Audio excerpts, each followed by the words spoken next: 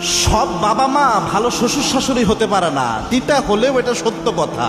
হয়তো নিজের সন্তানের বেলায় সে খুব ভালো বাবা মা ছিল, নিজের মেয়ের বেলায় সে খুব ভালো বাবা মা ছিল, কিন্তু ছেলের বউয়ের বেলায় নিজের ছেলের বউয়ের ক্ষেত্রে তার হিসাবটা একরকম থাকে না।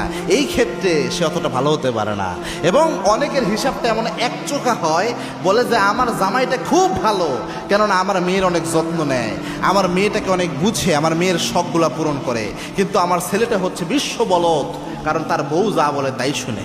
এরকম চিন্তাভাবনা অনেকের রয়েছে, একচোখা চিন্তাভাবনা।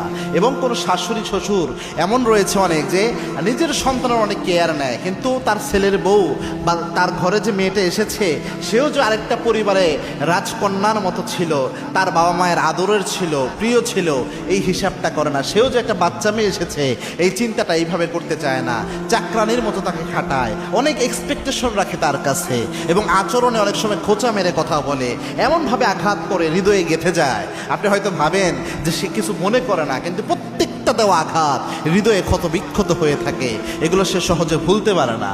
এজন্য এই কাজটা কখনো করবেন না। আগের যুগে এমন হতো, অনেক ব্যক্তি মূর্খ মানুষ ছিল, পড়ালেখা করে নাই তেমন, মানে কাগজে কলমে লেখাপড়া নাই, কিন্তু ওই ব্যক্তির মধ্যে আচরণগত বুঝটা ছিল, কার সাথে কি আচরণ করতে হবে এটা বুঝতো।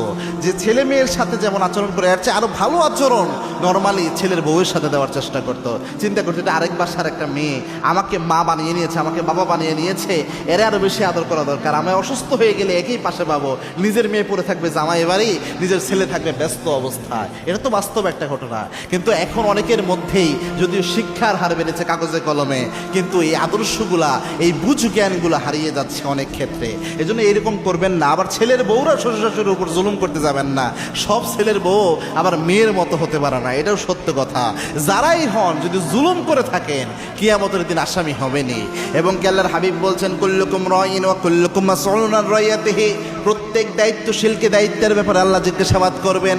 একজন শ্বশুর শাশুড়িকে আল্লাহ ওই দিন আসামি বানায়া দিবেন অনেককে, যারা ছেলের বউয়ের উপর জুলুম করেছে। আবার অনেক ছেলের বউরে আল্লাহ আসামি বানিয়ে দেবেন যারা শ্বশুর শাশুড়ির উপর জুলুম করেছে। আল্লাহ ধরবেন যে কেন শ্বশুর শাশুড়ির উপর জুলুম করেছো, তাদের উপর অন্যায় করেছো। অনেক শ্বশুর শাশুড়িকে ধরবেন কেন ছেলের বউটার উপর জুলুম করেছো।